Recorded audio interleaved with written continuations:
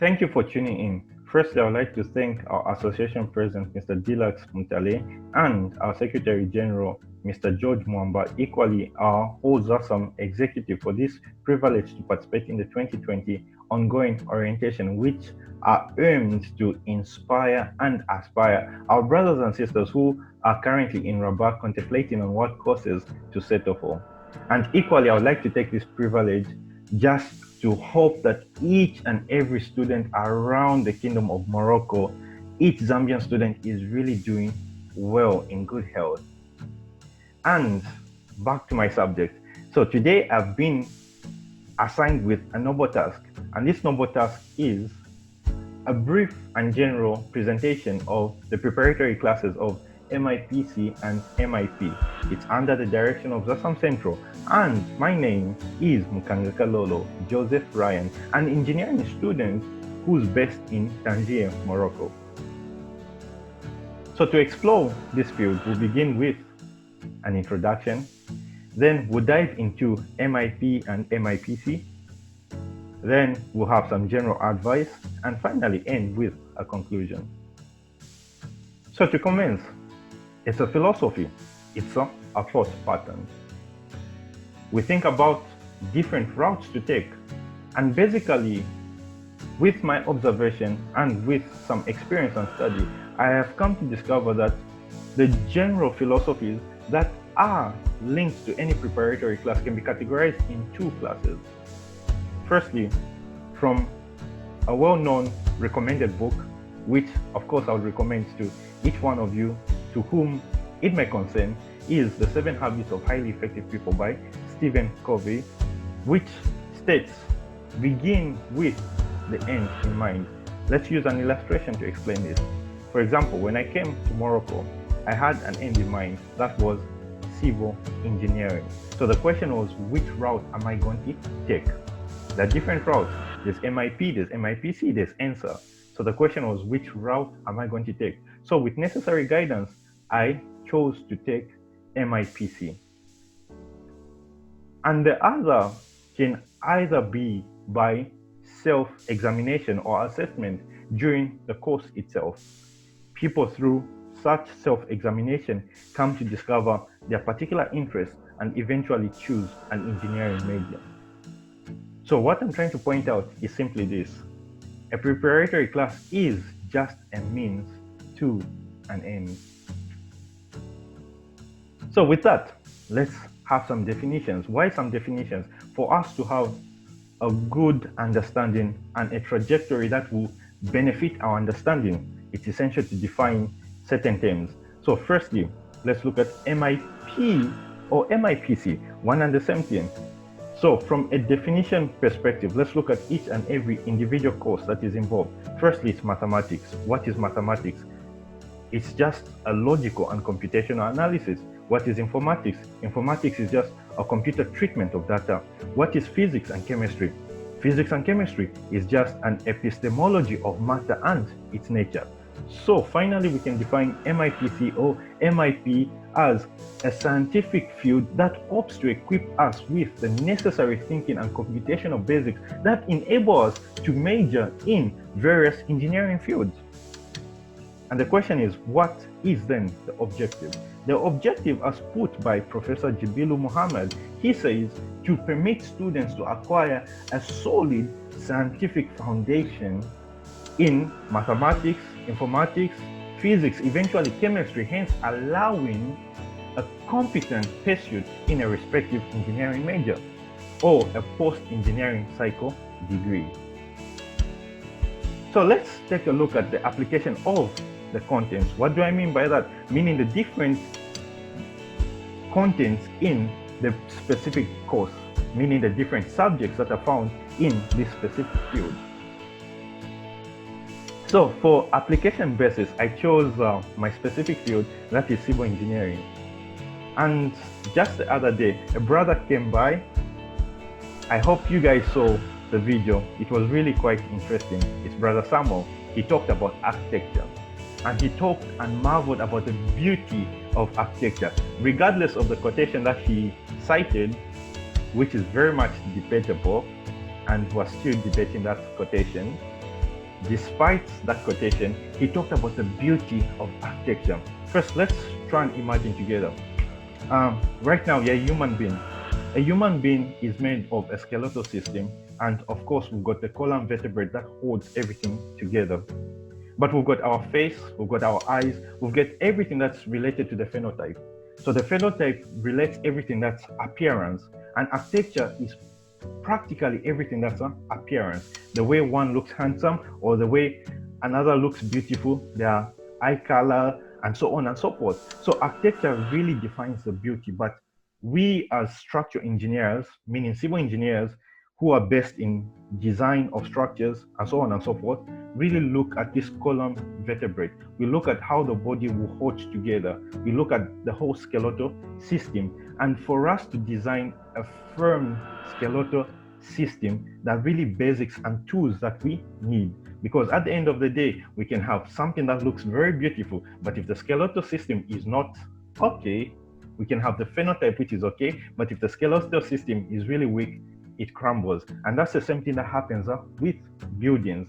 So our brother explored with us the beauties of architecture, but behind it, there's always engineering that holds things together, because in engineering, we'll come to the basis of design. For example, this is my hand, I get a cup, I put it on, an engineer would design to say, how much load can my hand resist?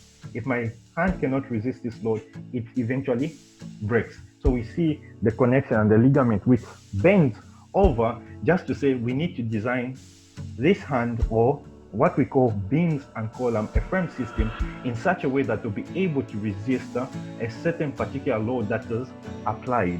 And we need tools for us to understand what's really going on with our frame designs and everything else. So our brother talked about architecture, and please look at the other videos. Look at the video by Dr. Ngawa, explore something that's a bit of medicine. It was quite interesting. Look at the other videos which are talking about economics, the other videos which are talking about other medical fields and other fields also. It's quite interesting to really learn vastly and learn a wide array of knowledge. So with that said, just let's look at this. So we have all these buildings which are talked about, and as engineers, civil engineers, we come and look at this particular design. In this particular design, we really venture into using all the tools that we have learned in MIP or MIPC. So that is firstly the mathematics. We eventually learn mathematics. Let's look at the semester 2 contents. The semester 2 contents usually involves things like differential equations and matrices. Those are basic tools in engineering. Just like one of the pictures I'm showing down here, I hope everyone can see it. I'm trying to reflect something that's red, but the mouse is also turning there. Yeah, so the pointer is there and the mouse is there. We explore different differential equations. Those are the basis to write any physics problem. So we have physics interpreting the behavior of a certain beam, and we use Newton laws to write differential equations. And eventually we also use everything that's informatics to do computer simulations, and we use everything that's chemistry to really understand the behavior at atomic level of each and every material that we have. And it's quite interesting, it's really enjoyable, and other fields do venture into that. Let it be informatics, let it be chemical engineering, and so on and so forth. So everything that we learn from MIPC is really very important. Even modules or courses like electrostatic, magnetostatic, electromagnetism, quantum physics, everything is actually important. For example, in the civil engineering domain, we use such courses to really explore really the sickness of a building, because actually buildings do get sick. So when buildings do get sick, we act like doctors. We go and really examine our buildings and really find out what's wrong. We look at the symptoms, and we use most of those practical things. We use things like what we call a radar. A radar is a scanner. We've got what is known as a georadar and other radars that we use to actually examine buildings. If it's got a crack, it's hurt, it's bleeding, we examine it with such principles from electrostatic, from magnetostatic, and so on and so forth, to examine the building, in which state is it, and actually we prescribe it's medication. And that's how all this information is really used in our domain, and it's also used in other domains. It's used in informatics. Let's look at analysis one. Analysis one, the first thing about analysis one is a thought pattern. Yes, there's some computation afterwards, but it's usually a logical pattern. You just think through the problem, you really meditate through the problem, and it teaches you to think. It teaches you to think, and you really benefit from the thinking. Every problem that's before you, you have to think of really a common way on which to solve it. And sometimes you can even invent your own ways from solving it, of course, through much practice and also through observation and also through curiosity. So practically, within the professional field, everything we do is actually applied, and within the research field, everything we do is actually applied. So it's really our responsibility as students to associate or marry the two fields, meaning the professional field and the academic field. Yes. And we pass on to some general advice. So the first thing is learn like a child and apply yourself like an adult. Why like a child? Because a child is always curious. So let's have this curiosity to learn. Let's have this curiosity to really explore this knowledge. Then secondly, I would say MIPC or MIP is a means to an end. Hence, I would advise you to settle your conviction of a major now and pursue it. Then thirdly, be self-aware, because self-awareness helps you apply advice correctly. Why do I say that? The first application of advice is called imitation. Imitation is trying to do things like another person, and that helps to some level. But the fact that we're all unique in some certain way, we can further develop on that first category, meaning I learn from someone else's experience, hence I write my own experience in that way. But please listen, it's good to learn even from others.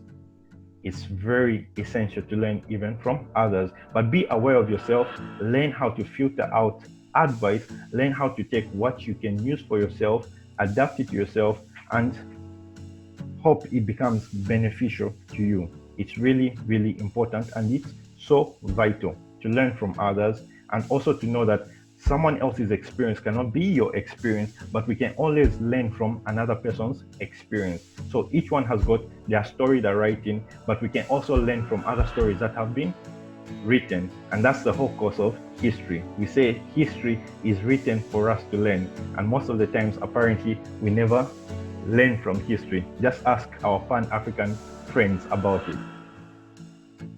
Then finally, I would say there are so many tips of advice you can read through, and anything that applies for you that seems interesting, just take it from there, use it, and I'm sure it will really benefit you.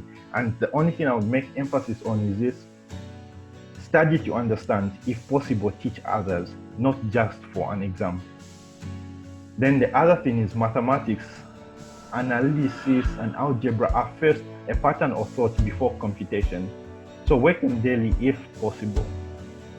And the other tips of advice, you can just scroll through, you can pause, or you can ask for this particular slide and it will be given to you, so you can examine each piece of advice and get what seems good and helpful for you. So with reference, firstly, I would like to really emphasize, please contact the Secretary General, Mr. George Mwamba. Ask him, who can I connect with? Who can I speak with? I know what I've presented is quite general, but we can always have the experiences. If you have to contact me, I'm on Facebook, I'm on WhatsApp, just contact the Secretary General, or you can search me up on Facebook, Mkanga Kalolo, Joseph Ryan, or is it Mkanga Kalolo? Send me a message, we can have a discussion, we can talk about some specifics, and other people who are around to contact. There's so many other brothers and sisters who are doing like-minded courses. Let it be GGM, let it be MIPC, it's almost one and the same thing. And in conclusion, I would really love to say this. When I first started my first year, there was once a time we were in class and our hearts were so downcast. We were so weary because we understood nothing of what the teacher was explaining. And our teacher noticed, so he came in class, and for the first time that day he spoke English. He came into class and he stretched out his hands and he said, always be positive and never give up. Always be positive and never give up. That changed a lot of things about that class because a teacher took time to encourage us. And I really believe his words that he spoke are really, really essential even today, to say always be positive and never give up. And you guys are the best. Our country has given us the best, and you will do the best. So all the best. And thank you for your time, and blessings to you.